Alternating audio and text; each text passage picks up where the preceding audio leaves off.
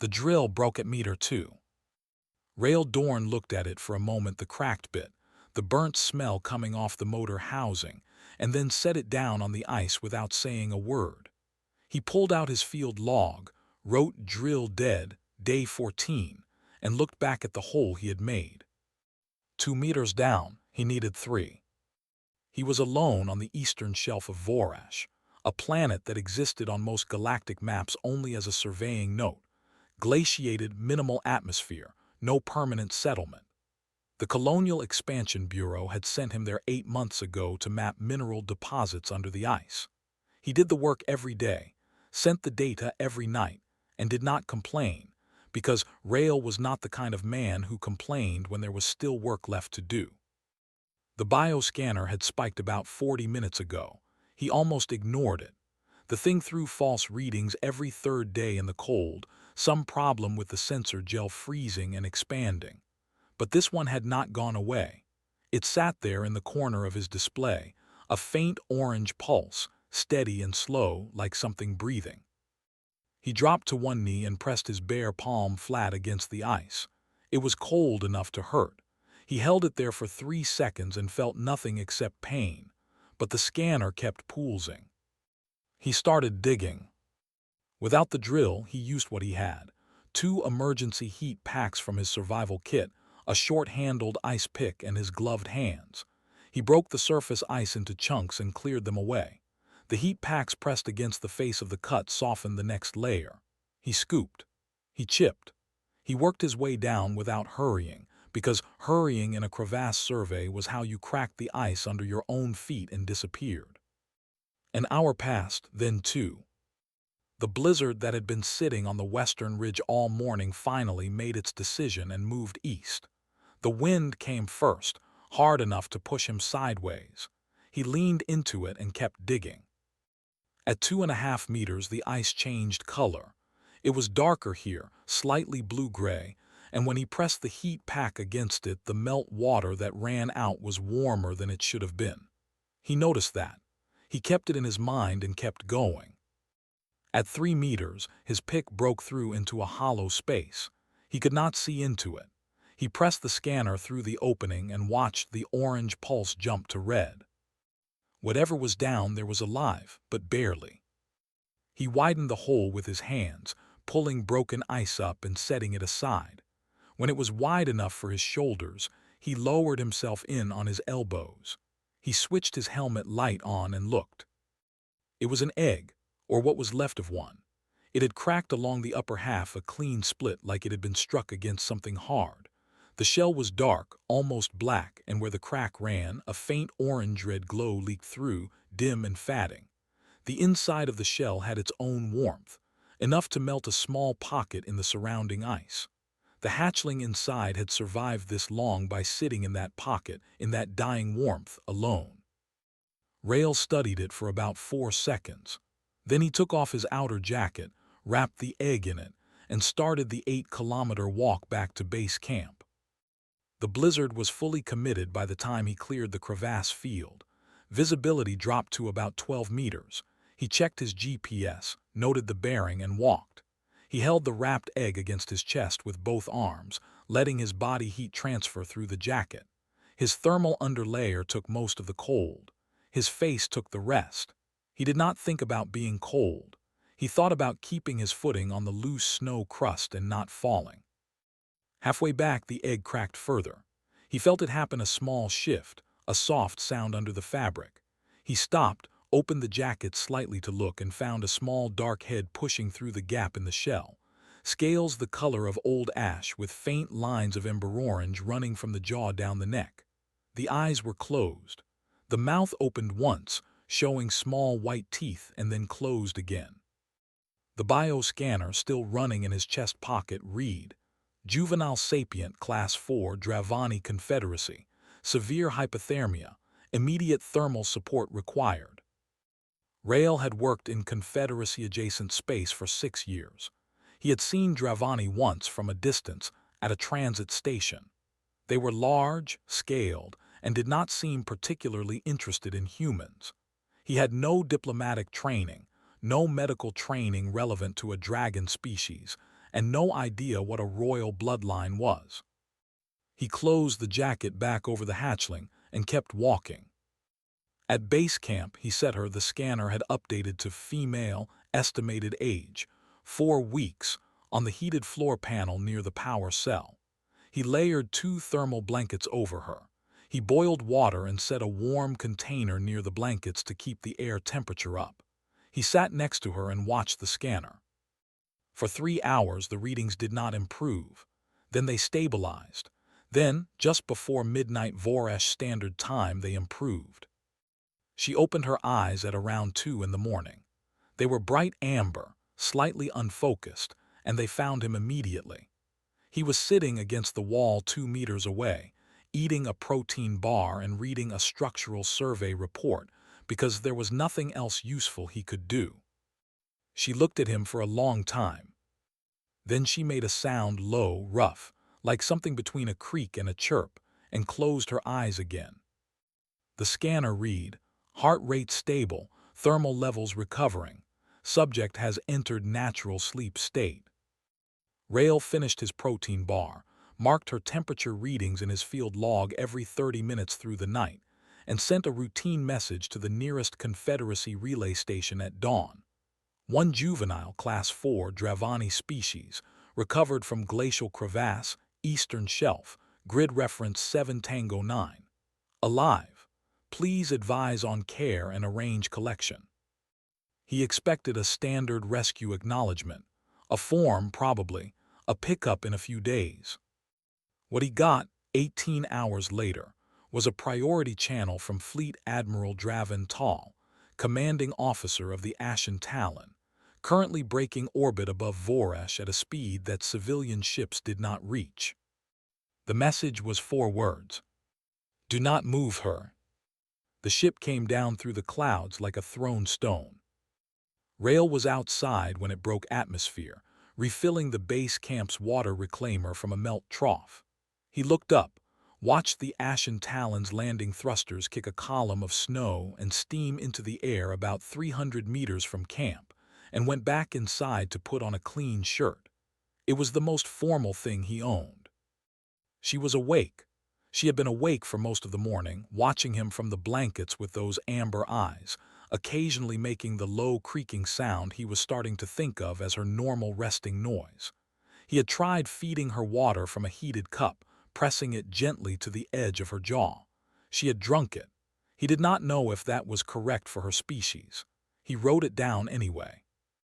When the knock came at the base camp door, a formal 3-beat knock, which was odd because the door had an intercom, he opened it and found himself looking at the chest of the largest Dravani he had ever seen. Admiral Draven Tall was old.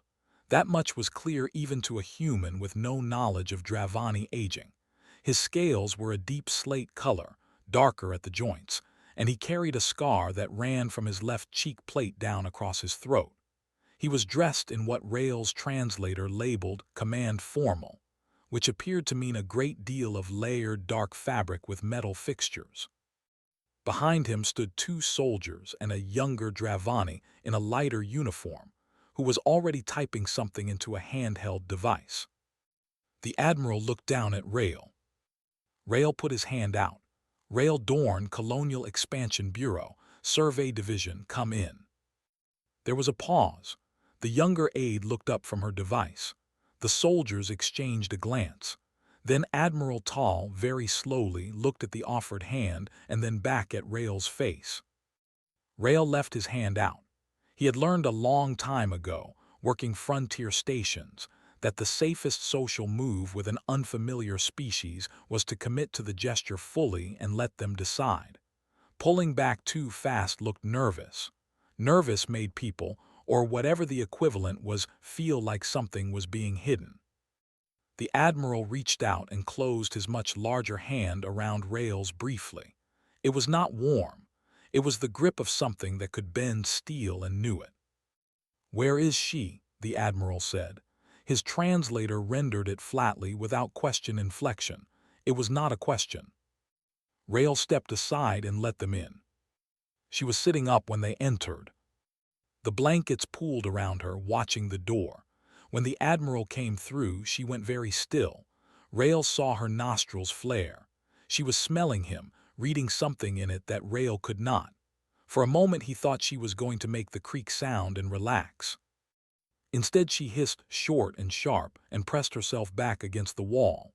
And then, in a motion that happened faster than Rael tracked, she crossed the room and shoved herself inside his jacket through the side gap and went still. The Admiral stared at the lump Rael's jacket had become. "She will need to be examined," he said. "She does not seem to want that right now," Rael said. "She is a hatchling. She does not yet understand what she wants. She seems pretty clear about it." The aide made a sound that might have been a suppressed noise of surprise. The Admiral's jaw tightened. He looked at Rael for a long moment, and Rael got the strong impression that not many people in this being's life said things like, "She seems pretty clear about it," back to him. "Do you know who she is?" the Admiral said. The scanner said Class 4 Dravani juvenile, female, approximately 4 weeks old. "She is the last surviving hatchling of the Dravani ruling bloodline. Her clutch was lost in an avalanche on the northern shelf 3 weeks ago. Every search team we sent declared the eggs destroyed. She was declared dead 9 days ago." Rael considered this. He looked down at the lump in his jacket, which shifted slightly and made the creak sound. "She was not dead," he said. "No, she was not." The Admiral's voice was controlled, but there was something underneath it that was not controlled. Something that Rael, being human and therefore almost unreasonably good at reading distress in other creatures, recognized immediately. He had heard that sound from people who had come very close to losing something they loved, and were now standing in front of the proof that it still existed. He did not mention it. "She needs more warmth," Rael said instead. "And she drank water this morning, but I don't know what else she eats. I didn't want to guess wrong." The aide, Commander Usha, Rael would learn her name later, stopped typing and looked at him with an expression that his translator software could not categorize. The soldiers shifted their weight. The Admiral said nothing for a moment. "Hatchlings of her age require thermal meat paste," he said finally. "We have supplies aboard." "Then she should probably eat," Rael said. "She's been in the ice for 3 weeks." They brought the supplies from the ship. Rael sat on the floor with his back against the wall and let the aide show him how to feed her, because Sora the Admiral said her name quietly, like it was something he had not expected to say again, would not move from Rael's side far enough for the aide to do it alone. She would eat, but only if he held the container. The Admiral watched this from across the room with an expression that Rael could not read at all. Afterward, when Sora was asleep again, the Admiral told Rael that he would be brought aboard the Ashen Talon until she was stable enough to be separated. "How long will that take?" Rael asked. "Unknown," the Admiral said. "The bond she has formed with you is atypical. Our specialists will evaluate." "She was alone in the ice for 3 weeks," Rael said. "She's 4 weeks old. Whatever she bonded to is probably just whoever was warm and didn't leave." "Yes," the Admiral said quietly. "That is most likely exactly what happened." He said it in a way that made Rael think the Admiral was not talking about Sora. They left Voresh the next morning. Rael packed 1 bag. He told himself it was temporary. Sora slept in his jacket the entire trip, her small claws hooked into the fabric, her breath warm against his ribs. She smelled like ice and coal, and something that would take him months to find a word for. He did not find it strange. He had always been bad at leaving things behind. There was a word in the Dravani language that roughly translated to "the problem that solves itself by being impossible to explain." Rael learned this word 3 months into his stay on Kethmer, when Commander Usha used it during one of their language sessions. She used it to describe him. He took it as a compliment. She said that was, somehow, exactly the problem. Kethmer was a warm world. Dense cities of dark stone, wide ceremonial plazas, air that tasted like copper and rain. The Dravani moved through it in long strides, their tails counterbalancing, their scale colors marking clan and rank in ways Rael was slowly learning to read. He was the only human on the planet. He attracted attention the way a bright color attracts attention, not hostile mostly, but constant. Eyes following. Conversations pausing. Hatchlings at the plaza edges staring openly, until their parents quietly redirected them. He stopped noticing after the third week. Zara was 4 months old now. She had grown fast Dravani hatchlings did, apparently in the first year, and was roughly the size of a large dog, though shaped nothing like one. She moved in short, fast bursts, ate enormous amounts of thermal meat paste and raw fish that the kitchen staff prepared for her twice daily, and followed Rael everywhere. Through corridors, into briefings, to the communal food hall where the staff had quietly placed a second seat at his table at a lower height so she could sit beside him. She was starting to speak. Simple words at first in Dravani, warm, no, stay. Then in a broken mix of Dravani and the trade basic that Rael used. He started keeping a small notebook, writing down what she said and when, noting the context. He was not sure why. It felt important to keep track. The political situation was not improving. The Confederacy's ruling clans had been debating Rael's presence for all 3 months. He knew this because Usha told him, carefully and without editorializing, and because he was occasionally called into rooms with large tables and many Dravani officials who asked him detailed questions in formal Dravani that the translator rendered with a 2-second delay. He answered them as directly as he could.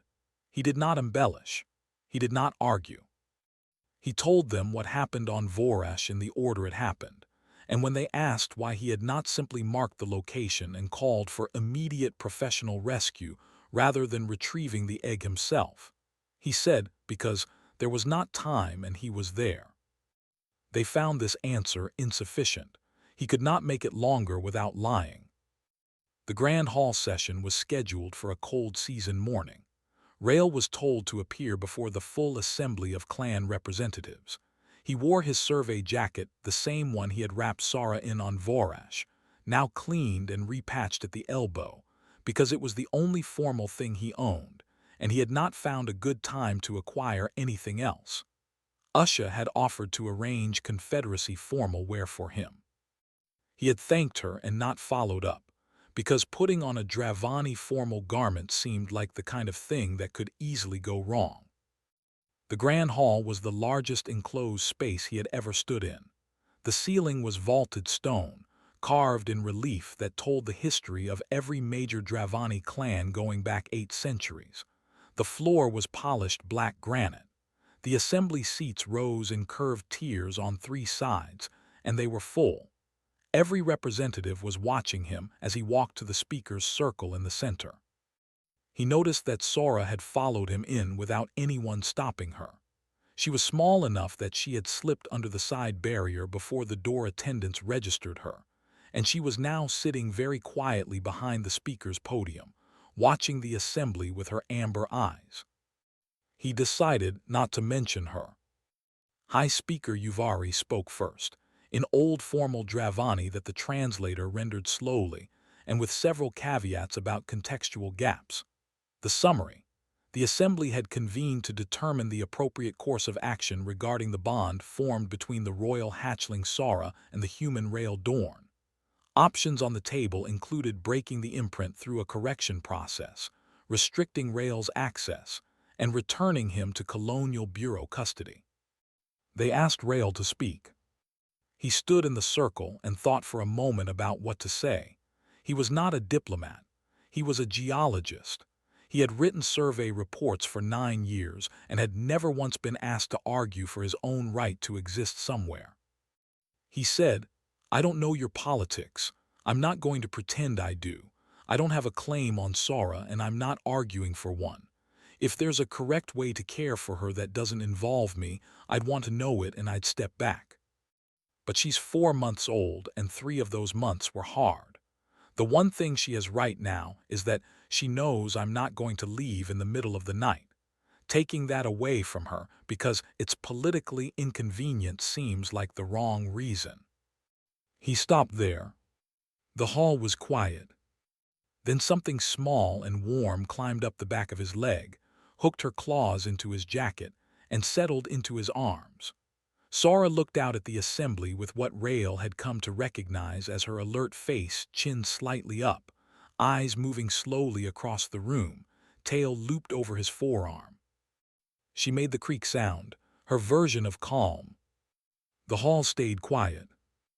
Yuvari looked at Rael, then at Sora, then at Rael again. Then he said something to the assembly in low, formal Dravani that the translator rendered as, "The session is recessed pending further deliberation." Later, in the corridor outside, Usha walked beside Rael and said nothing for a long time.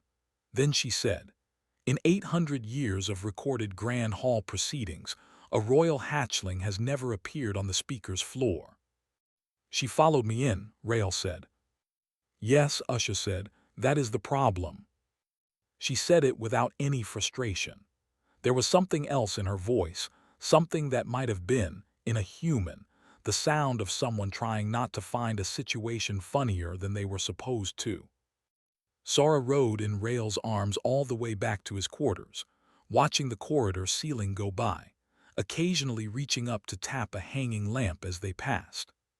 He wrote "session recessed" in his field log and ate his dinner, and did not think too hard about the fact that he had not once, in 3 months, thought seriously about going home.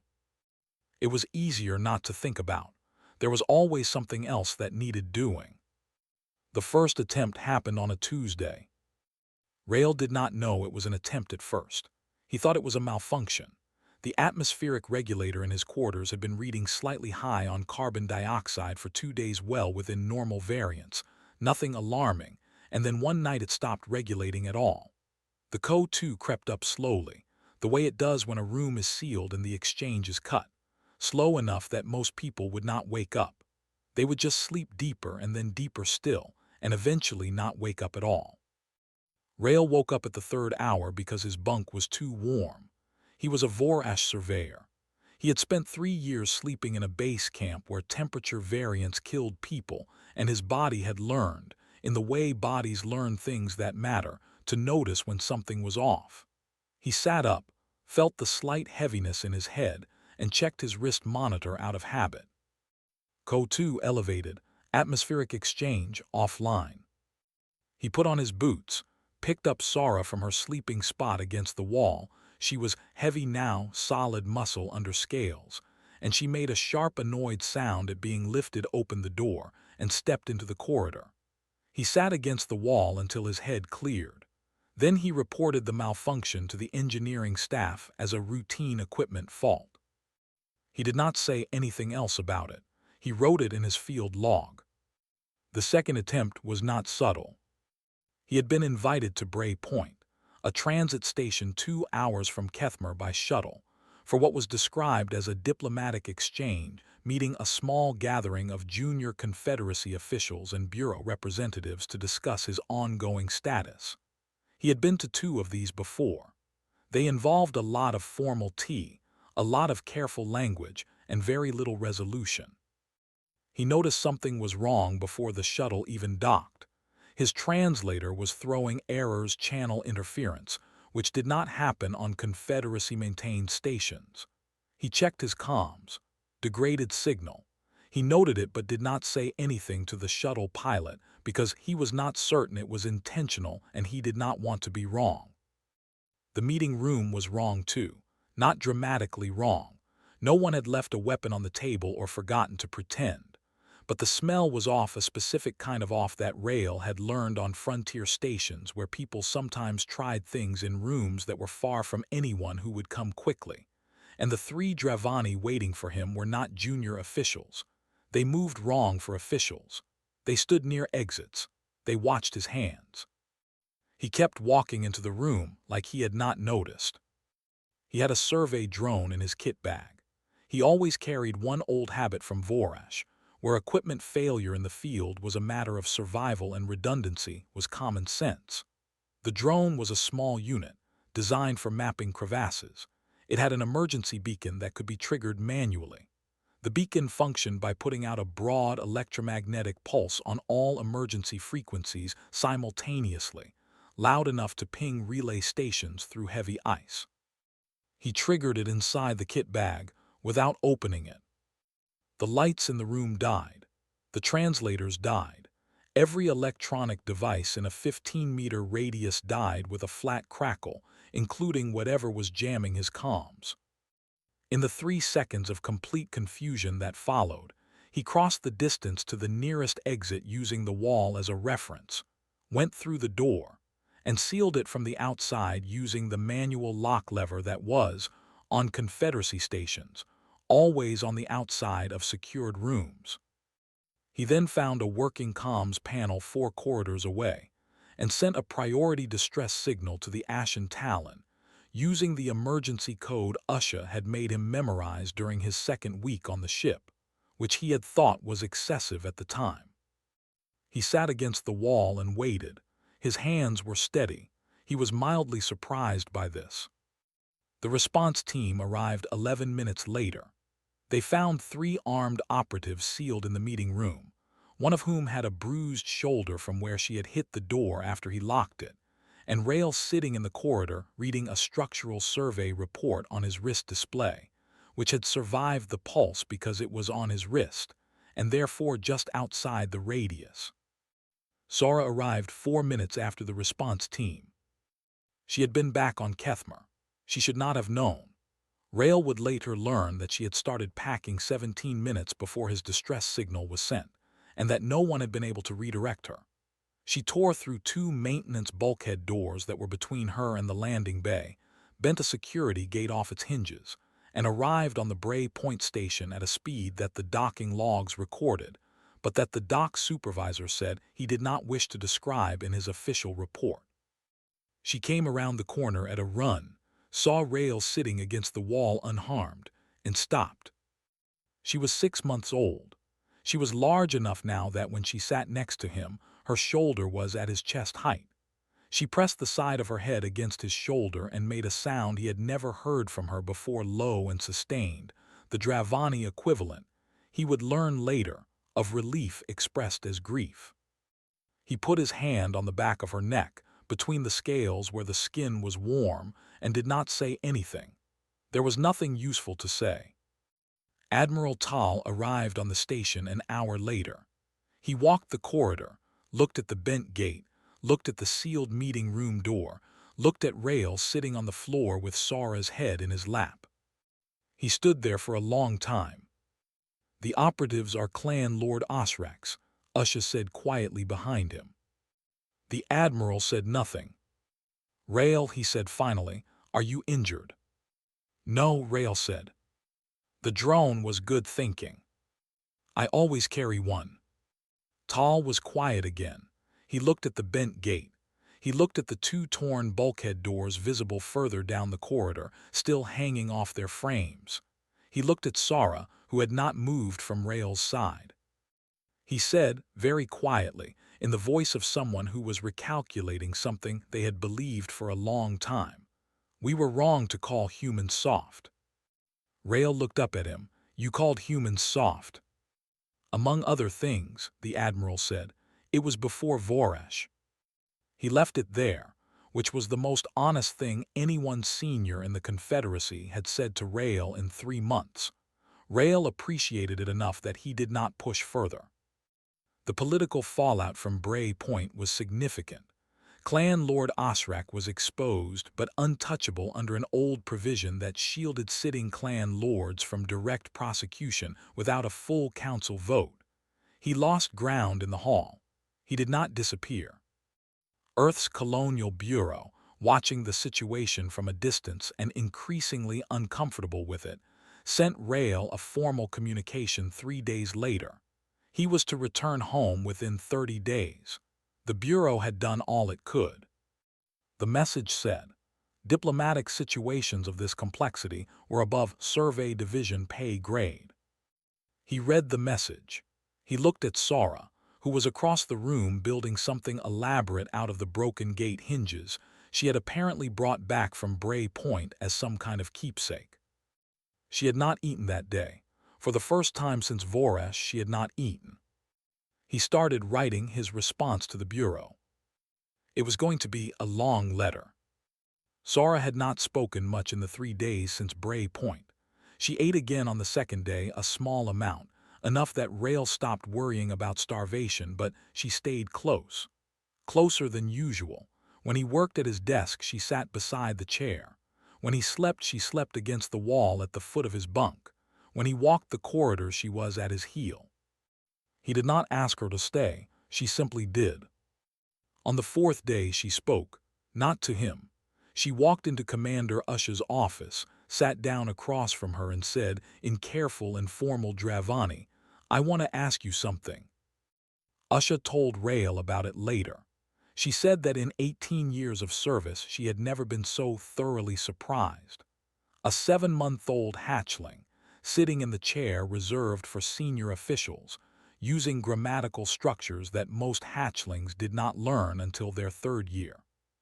Sora had asked about the right of chosen kin. Rael had to look it up. The Confederacy Civil Archive was searchable in Trade Basic, and he found the right in a historical law section that had not been updated since the 2nd century of the Confederacy's existence. The right was old. Designed originally for war orphans and clan survivors, it allowed any Dravani, regardless of rank or age, to formally petition the Grand Hall to adopt a non-blood person into their clan. It required the petitioner to speak their case before the full assembly. It required a majority vote. It had been used 41 times in recorded history, the most recent being over a century ago. It had never been used to claim a human. Rael read the entry twice. Then he went to find Sora and asked her to explain what she was thinking. She was in the corridor outside Usha's office. She looked up at him when he came out. She said, in the careful trade basics she had been practicing, "They are going to make you go, so I am going to make it so they cannot."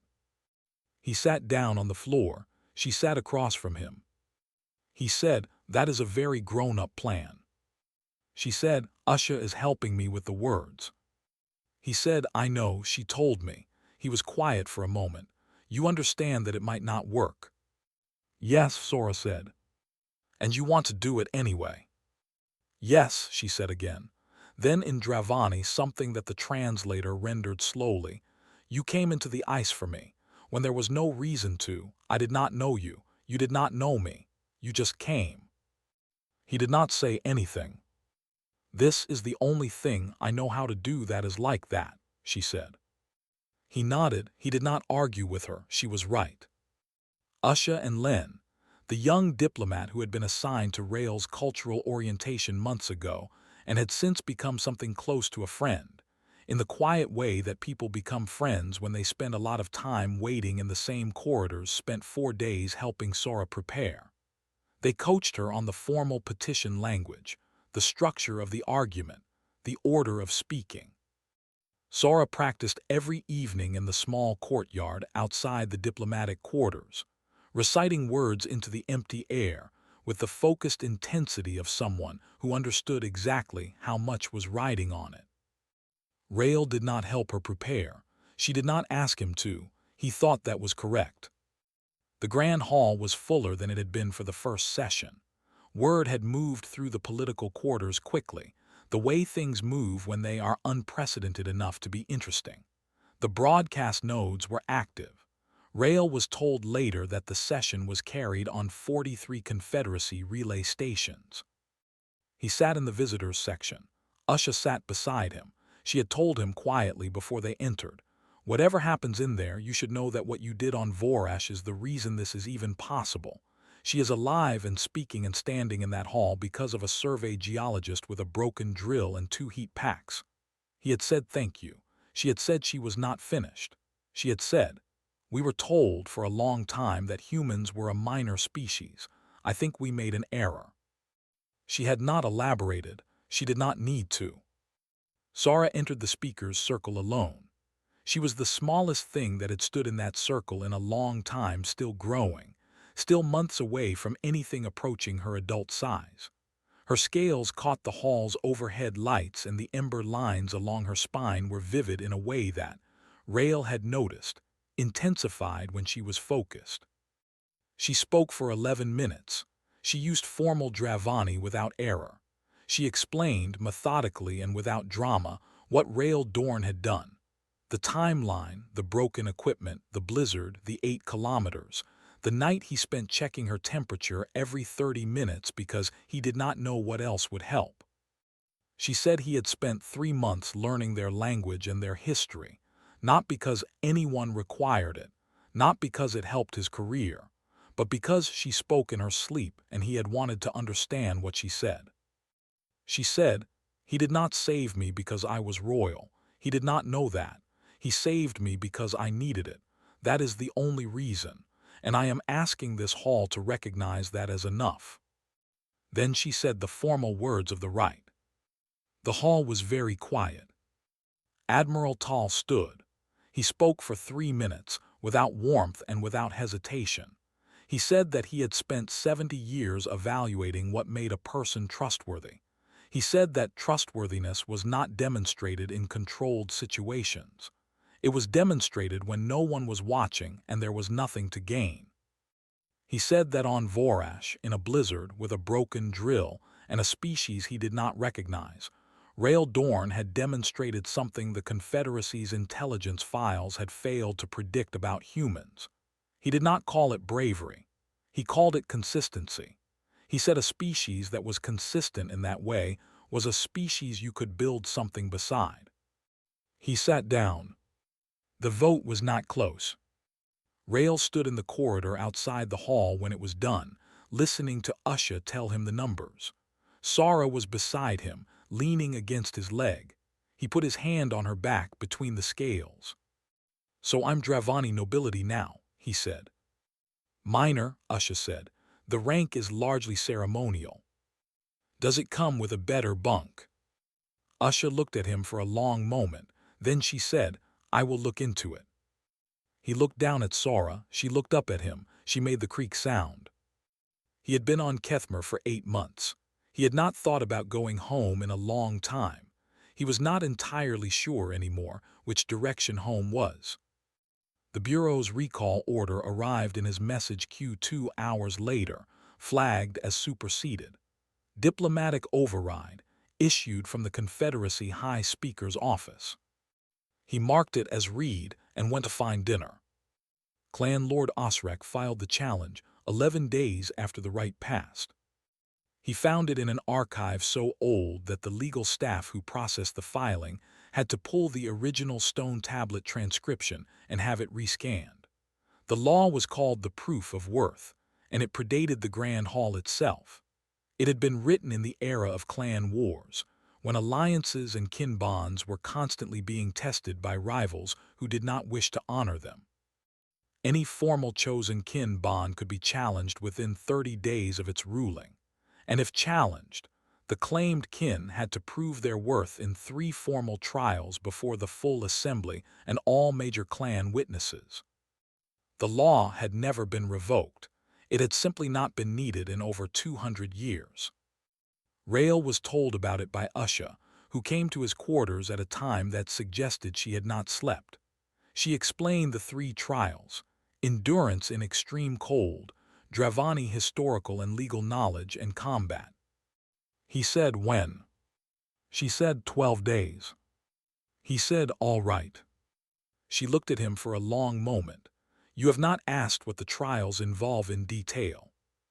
"You just told me." "I mean, you have not asked what the standards are, what the failure conditions are, what has happened to people who did not pass. Has anyone died in the trial?" "Not in modern record." "Then I'll be fine," he said. "Tell me what I need to know." She told him. He wrote it all down in his field log and spent the next 12 days the way he spent most things that mattered, methodically, without announcing it.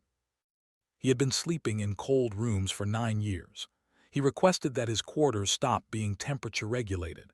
He slept in what the Dravani staff, watching the settings he had requested on the room panel, described to each other in quiet voices as conditions not suitable for biological function. He was fine. He had been fine in worse. On Vorash, his base camp regulator had broken twice, and he had slept in the ambient temperature, which in winter was not hospitable. For the knowledge trial, he had 12 months of notes. He had the small notebook where he had written down everything Sora said in her sleep, which turned out to be mostly fragments of Dravani oral history that she had absorbed from somewhere in the way hatchlings absorb things. He had the language sessions with Usha. He had the archive access he had quietly been using since month 2, reading history in the evenings because he had nothing else to do, and had always found that understanding where people came from told you more than anything else. He did not know if it would be enough. He prepared anyway. For the combat, he asked Usha if there was anyone who would spare with him. She arranged a young soldier named Brack, who was patient and professional, and hit him hard enough on the second day that Rael's ribs were sore for a week. He was grateful for it. He learned where he was slow. He learned what a Dravani fighter's rhythm looked like in the first 10 seconds and the first 30. He was not going to beat one in a straight match. He was not built for it. But he had spent 9 years solving problems with whatever was in front of him, and that was worth something. Sora watched his preparations without comment. At night she sat near him and sometimes spoke and sometimes did not. On the 9th day she said, "You are going to get hurt." He said, "Probably." She said, "I do not like it." He said, "I know, but you did your part, this one is mine." She made the creak sound. She did not argue. The trial grounds were open to the sky. Stones seating in a deep circle, thousands of Dravani filling it, the air cold and clear. Osrak sat in the challengers section, composed, satisfied with himself in the way that people who believe they have already won tend to be. The first trial, cold endurance. Rael walked onto the open platform in his survey under layer and nothing else.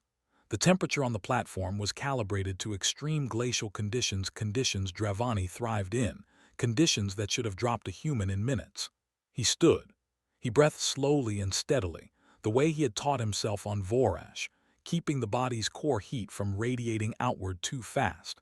He used every technique Usha had described from Dravani thermal practice.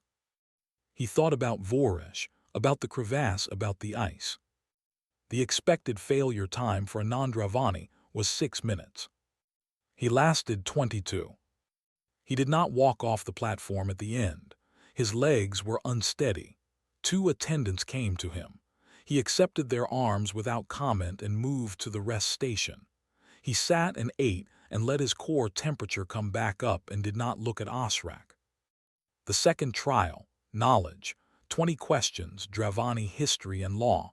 He answered 12 correctly. The 8th was a question about the original wording of the right of chosen kin. He had read the original transcription twice. He answered it exactly. A murmur moved through the assembly that the translator could not fully render. Third trial, combat. His opponent was a young Dravani warrior named Ferak, built like something designed specifically for this purpose. Fast, precise, trained. The first 30 seconds made clear what Rael had already known. He was not winning this in any direct sense. Ferak hit him twice in the first pass, once across the shoulder, once in the ribs on the left side, already sore from the training session. He went to one knee. The crowd was quiet. He got up. He stopped trying to match the pattern. He stopped trying to look like what Ferak was expecting a competitor to look like. He moved sideways. He moved low. He used the stone floor. It was slightly uneven at the east edge, where centuries of Dravani claws had worn a ridge to redirect Ferak's next charge by half a step, which was enough to create a gap, which was enough to get inside the guard for 2 seconds. He did not have the strength to end it in 2 seconds. He had enough to not lose it. Ferak paused. It was a small pause, involuntary, the way a trained fighter pauses when an opponent does something that is not in any framework they have trained against. Rael moved into that pause. He did not win. He tied. The official term was contested outcome, the first one the trial grounds had recorded in 217 years. Under the original law, a contested outcome in the final trial was a pass. He sat on the trial floor and breathed for a while. His ribs hurt. Ferak stood at the arena's edge, looking at him with an expression that Rael's translator could not categorize, but that he privately decided was something like respect. Sara came down onto the floor before the judges announced the ruling.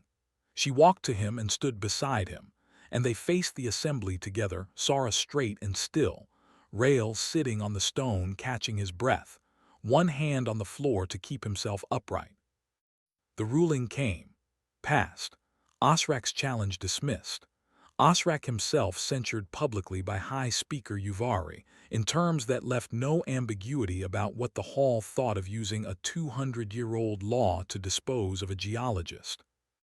The admiral came to find Rael privately, after the crowds had cleared and the formal sessions had ended.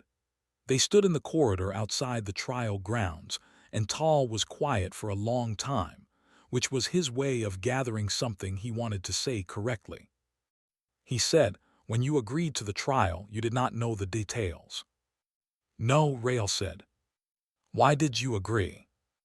Rael looked at him, "Because Sara needed me to." The admiral was quiet. He looked at the corridor wall. He said, "I have spent 70 years in service to this confederacy. I have evaluated hundreds of individuals for bond and loyalty and trustworthiness." He paused. "Osrak chose the wrong trial. You cannot design a test to break something that is not fighting for itself." He did not say anything after that. He did not need to. 3 years later, Rael was still on Kethmer, officially a consultant to the Confederacy's Geological Survey Division. He wrote survey reports, advised on mineral assessments for newly mapped worlds, and spent 2 evenings a week in the public archive reading things that were not related to his job because he found them interesting. Sara was nearly full-grown. She was taller than him and wider at the shoulder, and when she walked into rooms she filled them. She still slept near his bunk when the political season was difficult, which she said she did because his bunk was near the heat vent. He had pointed out that his bunk was not, in fact, near the heat vent. She had said she had reassessed and the heat vent had moved. He let her have it. The first wave of human explorers was arriving in Confederacy space. They were geologists, mostly, and biologists, and one very confused economist who had apparently been sent by mistake. The Dravani met them at the border stations with something that the diplomatic reports called cautious interest, and that Usha, who now ran the Confederacy's new interspecies liaison office, called the closest thing to curiosity we have shown a new species in recorded history. Rael did not think of himself as the reason for that. He was a survey geologist from a mid-tier colonial bureau posting who had once spent 6 hours digging in a blizzard because something small and cold needed to not be left there. He was, nonetheless, the reason for that. The galaxy had spent a long time deciding what humans were worth. It had weighed their technology and their history and their politics, and found them ordinary in most of the ways that galactic powers measured ordinary. It had not thought to ask what a human would do at the bottom of a glacier crevasse with a broken drill and something barely alive at the end of it. The answer, it turned out, was, whatever it takes. That answer had changed things, quietly, without announcement, in the way that true things change things not by being said, but by being shown.